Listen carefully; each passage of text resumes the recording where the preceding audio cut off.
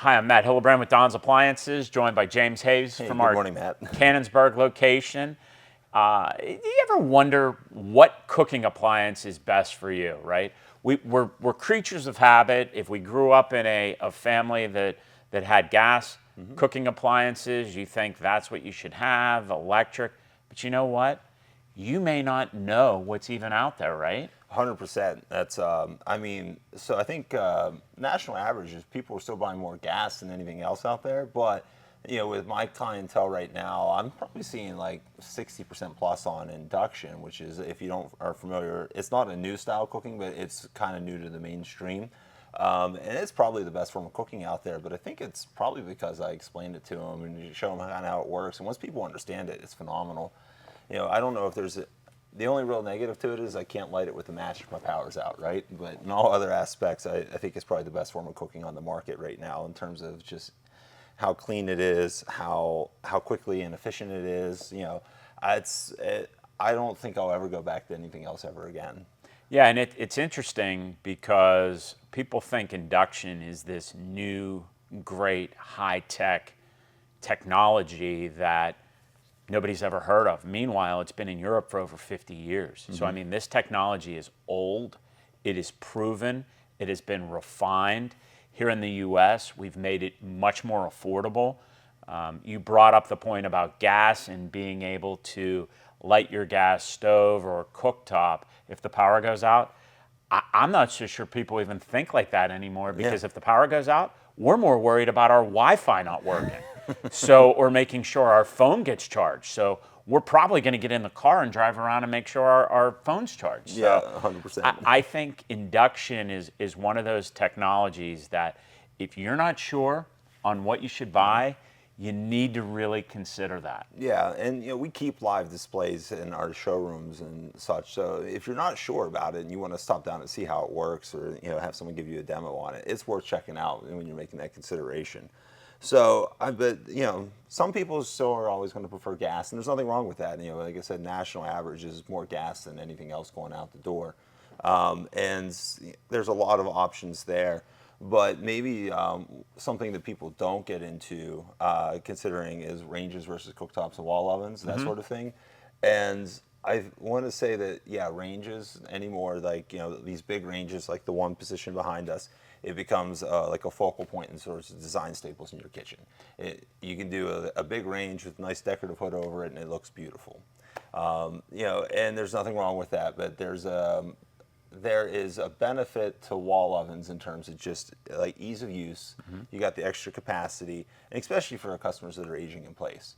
That's the big thing. You know, if you have a range, your ovens are sitting down on the floor and you're trying to pull in a 20-pound roast in and out of there all the time, that's a lot of weight to be pulling down from floor level. Where if it's at a wall oven height, it's up at a much more accessible height, especially with all these side swinging doors and stuff where you can get right into it now. I think it's a lot more convenient for a lot of customers.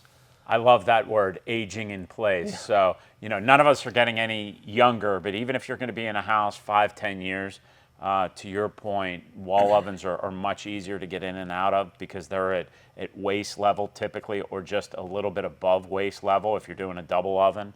Cooktops are at the same height as what a range would be.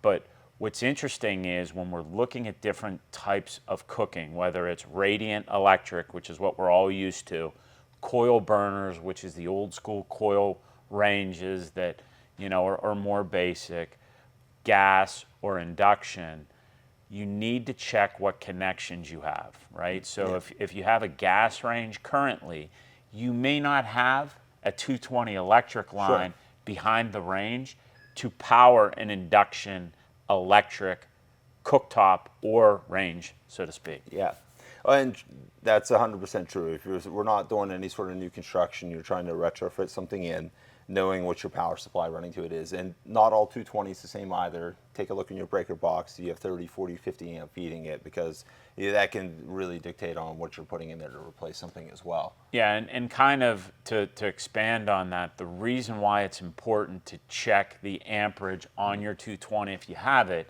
is that induction ranges use more power than a traditional radiant range, okay? And if you're going to use all the burners on high, and if by chance you were using the oven, it is going to pull typically 50 amps.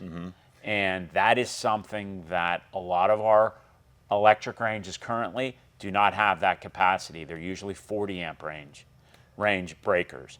So you really need to just double check and make sure you have that ability. Yeah, because otherwise you're going to be popping your breaker, and then it's going to get real old real quick. And it's not as simple as just swapping the breaker out in a box. You're probably talking a couple $1,000s in electrical to get that new line run. So that could be another big deciding factor, on what you're putting in there. Yeah, and if you do have any questions, contact a registered electrician, and they could check the wire size, check the breaker, and just see if it's possible. And you know what, it may be worth looking into, because induction ranges are the best. I highly recommend them. I grew up in a house that had gas. The issue I have with gas is cleanability. I am the guy that has to clean after my wife makes these unbelievable meals.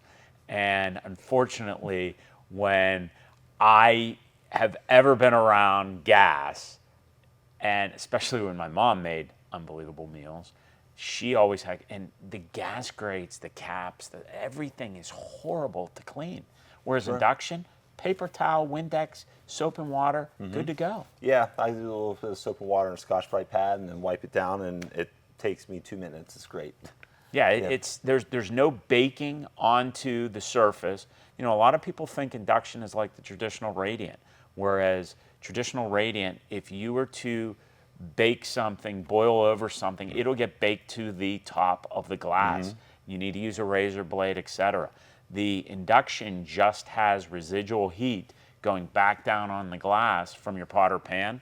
Things aren't going to bake to it. It's going to be easy to clean up. Yeah, it's not the same. No, it's like, you have residual heat in the cooktop in the pan, and things boil onto it. It can dry to it, but it's not like cooked to it the same way. So. Yeah, it's when you're out there looking, check out a lot of our videos. We've got a lot of great videos that show induction in action, show different gas ranges, gas cooktops. We don't do really much with the radiant. There are a lot of videos out there. If you go to our Don's Appliance website, if you look up certain radiant ranges, there will be some videos attached to that. But really, talking to our associates about the differences would make all the sense in the world, because you want to be as educated as possible on a pretty major decision, because you're going to have a range, a cooktop, for 8, 10, 12, 15 years. Yeah, it's going to be a long-term sort of staple in your house. If all goes well, obviously. But and there's things out there that you may not even know about that we could educate you on a little. I mean, we don't have necessarily the time to get into all of them, but there's steam ovens and speed ovens and warming drawers. Like, there's a lot of things that you could be implementing into, like, maybe not for retrofitting or replacement, but for remodels and things that you would probably really appreciate having in your home. It's like a woman accessorizing her outfit going out. It's guys accessorizing their outfits, suits. There's a lot of choices. Be sure to go to donsappliances.com. Thank you, as always, for staying in.